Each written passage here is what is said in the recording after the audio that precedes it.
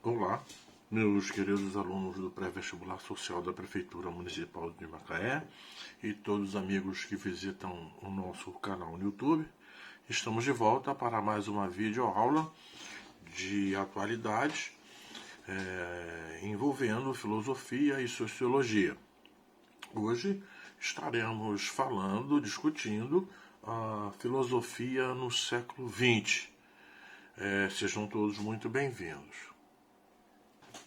Logo esclarecendo que a filosofia no século XX nós vamos definir aqui com a filosofia contemporânea, ou como a nossa filosofia, a filosofia da qual nós desfrutamos do conhecimento, da nossa aprendizagem. Então, logicamente, a gente precisa começar a entender qual é o caminho que a filosofia vai tomar depois da Idade Moderna. Bom, haverá o que nós chamamos de crise no pensamento moderno.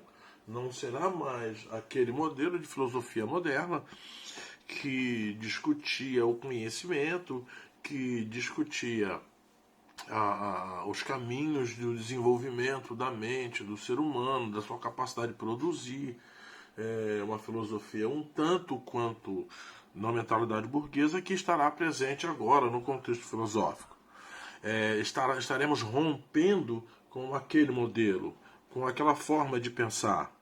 E nós vamos ter dois grandes representantes desse novo modelo, que serão Hegel e Marx. Esses dois vão expor para a gente o que nós chamamos de filosofia total e sistemática. Hegel vai discutir, vai trabalhar a ideia filosófica da subjetividade e a formação da consciência, não podendo ser considerada como original. Hegel volta à tradição da antiguidade de busca da verdade. Porque durante a Idade Medieval, nós vimos aqui, a escolástica e a patrística discutiu a essência, a existência de Deus, do divino. Na filosofia moderna, há uma discussão sobre a questão da liberdade, dos direitos, e aí agora a filosofia contemporânea volta à tradição da busca da verdade. Essa é a grande discussão do Hegel. Ele começa novamente a se direcionar ao humano. Ele faz uma busca, a observação da consciência humana, que ele diz que é o espírito. O homem, a parte humana que adquire a consciência, que é capaz de entender, de raciocinar, de racionalizar, ele chama de espírito. E essa é a busca que o Hegel faz no seu trabalho filosófico.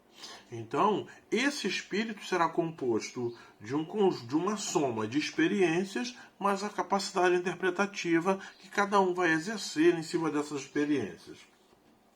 Não adianta você ter a experiência e não saber interpretá-las, afirma Hegel. Não adianta você apresentar para algumas pessoas alguns símbolos, por exemplo, esse é um exemplo bem clássico, que elas conhecem, que elas veem no dia a dia, e elas não conseguir fazer uma leitura daquele símbolo. Tem um exemplo que é inclusive citado pelos filósofos atuais, que é o seguinte: se mostrar para um jovem o símbolo da suástica nazista, ele vai dizer é nazismo. A interpretação vai levar ele ao nazismo, porque ele tem a consciência, a parte sensível dele, a parte espiritual, vai fazer essa interpretação e essa leitura. Mas tem pessoas que, apesar de queimar a mão várias vezes quando a colocam numa chapa quente ou no fogo, elas insistem, elas não conseguem fazer essa leitura. Elas continuam insistindo na ideia. É nesse contexto que Hegel trabalha, faz a interpretação da filosófica do trabalho dele. E ele diz, inclusive, que existem vários estágios dessa consciência, né? Tem um estágio sensível, tem um estágio total, e ele diz que quando alguém consegue atingir o estágio total da sensibilidade, evolui ao ponto de ter a total sensibilidade, isso na maioria das vezes coloca a pessoa numa melancolia muito perigosa, que a pessoa inclusive desiste de viver, porque ela já sabe tudo, ela já conhece tudo, então ela desiste de viver. E existe a pessoa que tem essa consciência total, e que chama de espírito absoluto, e que entende que pode mudar, com esse conhecimento ele pode mudar todas as coisas. Então, para Hegel, a consciência é quem define o sentido das coisas. Essa consciência que ele chama de espírito. Já Marx ele trabalha, a filosofia dele trabalha o materialismo histórico. Para ele, todas as coisas, para se entender o ser humano de todas as formas, tem que se entender a matéria, a importância da matéria, daquilo que o homem vive, do material, da capacidade material de vivência dele. E ele então escreve uma obra que é conhecida como materialismo histórico para a compreensão do ser humano, para assim chegar ao trabalho, né, a subjetividade que ele diz que está aqui, ó, está ligada ao trabalho e às relações de produção.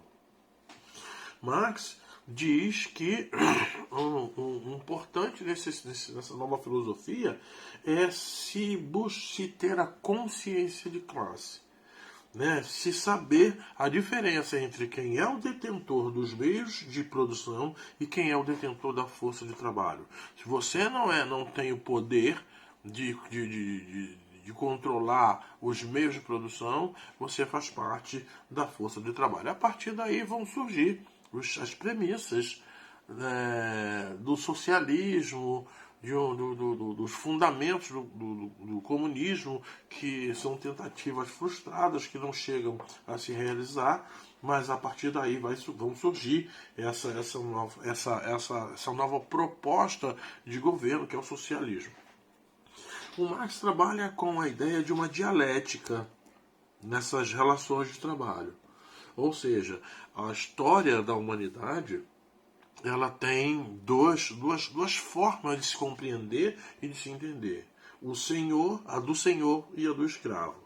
A dos donos do meio de produção e a do trabalhador, e a da força de trabalho. Então, a dialética vai passar pela consciência de classe. Ele reforça essa ideia. Ele dá um exemplo muito interessante em sua obra, que, por exemplo, na relação entre senhor e escravo, se o senhor morre, o escravo que sabe as formas de produzir o seu sustento, que é a força de trabalho, que é o que está na lavoura no dia a dia, o escravo sobrevive. Mas se os escravos todos morrem de uma vez, o senhor vai ter um problema seríssimo para repor essa mão de obra e ele corre o risco da sua extinção. Essa é uma das discussões do Marx. Ele cria uma discussão sobre ideologia. Ele diz que ideologia não é apenas um conjunto de ideias que você tem,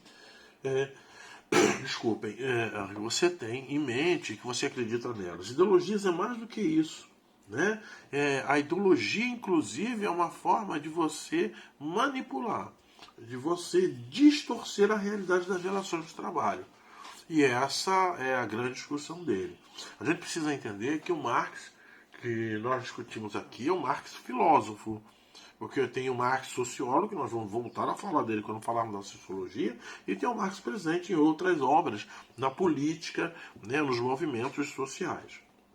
Então a ideologia marxista é essa discussão sobre as ideias sendo usadas para distorcer, para manipular as relações de trabalho.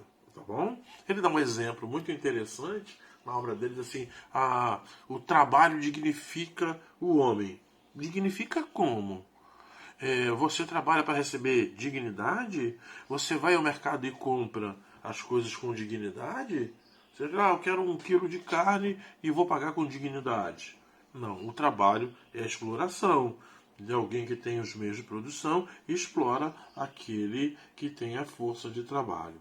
Então nós temos uma relação, segundo Marx, dos modos de produção versus a exploração do trabalho, né? E uma outra discussão interessante do Marx é que ele diz que essa é uma questão que tem de se resolver através da política, que a política é essa relação da sociedade, de busca das soluções dos problemas da sociedade. E ele diz então que a política nunca vai ter paz. A política é essa grande discussão entre aqueles que querem seus direitos e aqueles que não querem dar esses direitos. Então, essa discussão será ad eterna. Então, esse é um momento, né, em que a gente entende, quando começa a ler Marx, a gente entende que fazer política não é ter paz, não é ter calma, não vai ser tranquila essa discussão nessa relação. Esse é o Marx, filósofo e sociólogo, que a gente está aqui inaugurando um estudo sobre o trabalho dele. Outro aspecto muito importante da filosofia contemporânea é o que nós chamamos de ruptura.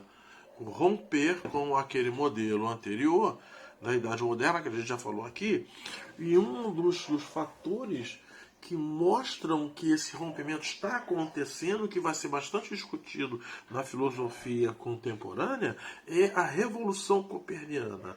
Copérnico retira o homem do centro do universo, do centro de decisão, e coloca a física, a discussão sobre o universo, a compreensão desse universo que o homem faz parte. Quando Copérnico diz que não é a Terra que está no centro, quando ele prova que não é a Terra que está no centro do universo, né, e sim o Sol, ele aumenta muito a discussão sobre os espaços, sobre a compreensão, sobre a ação desse homem nesse universo. Então, o homem perde, diz aqui, ó, Revolução Copernicana, retira o homem do centro do universo e perde seu espaço de privilégio. Então, o homem não é aquele que toma as decisões. Né? O universo tem leis próprias, tem a física que faz uma leitura matemática desse universo. O universo não é regido pelo homem, o homem faz parte desse universo. Então, até aqui nós falamos daquilo que seria a primeira ruptura, que é a de Copérnico. Mas nós vamos ter uma segunda ruptura que vai colocar o homem num ponto de ausência de privilégios, né, um ponto não central, para uma equivalência, ser também um passivo dentro da natureza, que é a revolução darwiniana. Darwin, quando ele estabelece, essa inclusive é a importância do trabalho de Darwin, quando ele estabelece que o homem, como qualquer outro animal na natureza, ele é resultado de uma evolução, que ele não foi criado à imagem e semelhança de Deus, que ele faz parte de um processo como qualquer outro na natureza de evolução, ele abala a superioridade humana. O homem não é um criador, apenas ele é resultado de uma evolução. Essa segunda ruptura ataca direto a questão da filosofia escolástica e patrística, que é aquela que afirmava ser o homem resultado da criação, que Deus é o que controla todas as forças, e inclusive Darwin é muito questionado até os dias de hoje sobre a questão da evolução. Né? Há umas distorções, a gente precisa tomar cuidado, principalmente quem vai escrever redação no Enem, precisa tomar cuidado de não se deixar levar pelos seus posicionamentos religiosos, dizer que Darwin é louco, não, nós somos resultado da criação. Pode se afirmar, mas tem que se fazer uma defesa bem consistente. O fundamento dessa ideia tem de ser bem filosófico, não pode ser aleatório. Porque Darwin, ele, por exemplo, ele nunca disse que o homem era um macaco, que o homem já foi um macaco.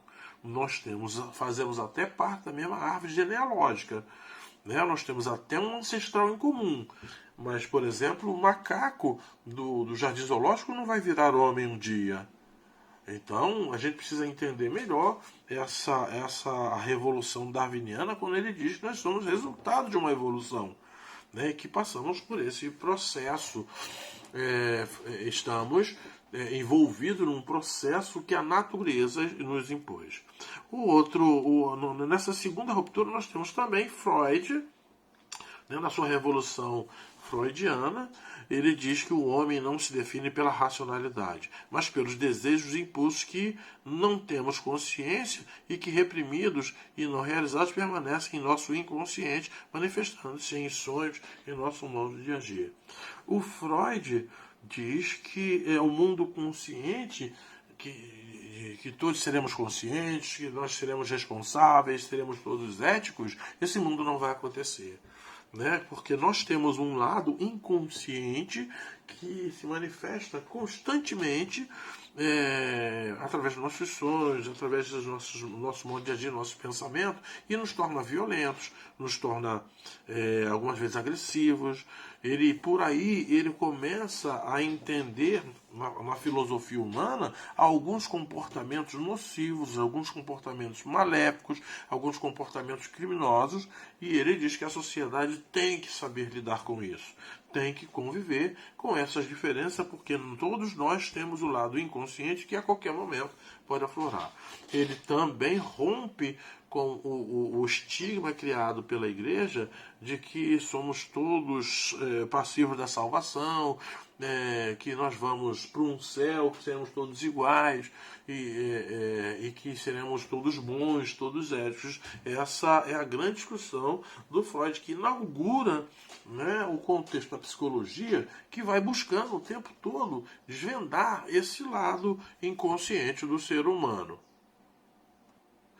E aí nós vamos já chegar aos dias atuais, nessa filosofia contemporânea, dos que nós chamamos de atuais rupturas. Entre elas, a primeira delas é a chamada inteligência artificial. Começamos a nos fazer questionamentos quando nós tentamos entender na filosofia humana, quando tentamos compreender o homem. Nós podemos construir máquinas que pensam. As máquinas que nós temos hoje, ou que podemos ter futuramente, serão máquinas capazes de pensar? Quais os critérios para definirmos se os computadores pensam ou podem pensar? E aqui está subentendido de forma autônoma. Essa inteligência artificial é a grande discussão, né, da filosofia no mundo atual. Né? Se nós estamos abrindo mão, nós estamos deixando de pensar e atribuindo às máquinas, a essa inteligência artificial, algumas das decisões. O computador serve como modelos para estudar a mente. Esses questionamentos são os que ainda estamos tentando resolver na filosofia. A mente humana e o computador se complementam. Nós podemos estudar a mente a partir da capacidade do computador de resolver coisas, problemas, cálculos. Os computadores podem produzir a atividade do pensamento nos moldes humanos, né, da a nossa capacidade de compreensão, das nossas paixões, dos nossos inconscientes. Tudo isso, né, nós estamos dispostos, está presente na discussão na filosofia contemporânea nas atuais rupturas. Temos também, com uma discussão atual, a revolução biológica. Possibilidade de criar ou manipular características de uma espécie. Aqui tem uma questão ética muito, muito, muito presente, muito forte para ser discutida, né? Para ser bem debatida. Nós podemos criar seres humanos? Nós podemos... A questão da clonagem precisa de um freio ético? Imediatamente alguém vai dizer, claro que sim, não se pode clonar pessoas, tem aqueles que se identificam com o postulado religioso vão se posicionar dessa forma. Mas, no entanto, aqueles que têm parentes, que têm filhos, que têm pais, que têm irmãos, que dependem de órgãos e não conseguem esses órgãos, transplante de órgãos, não conseguem esses órgãos de forma natural, vão defender assintosamente de que tem sim, precisamos criar pessoas para fornecer órgãos para salvar as vidas. Então tem uma discussão ética, né, que levanta-se questões sobre a natureza e a vida. O que é bioética? Tem uma ética. Qual é a ética que se coloca? Será que nós não nos deixaremos empolgar por uma questão de sermos os criadores? A questão de se criar na ficção científica tem essa discussão muito a contento de que vão se criar exércitos perfeitos para se combater, para se guerrear. Toda essa discussão vai passar por essa ideia da bioética. De um modo geral, essa é a inauguração da filosofia contemporânea, da qual agora nós vamos passar a discutir posições filosóficas com a questão da sociologia, que faz parte aí do nosso estudo, do nosso trabalho. Porque a sociologia, que é a ciência que vai estudar as relações sociais a partir desse século, final do século XIX e início do século XX, é que vai debater, vai se posicionar com relação a essas novas rupturas, essas novas propostas da filosofia contemporânea.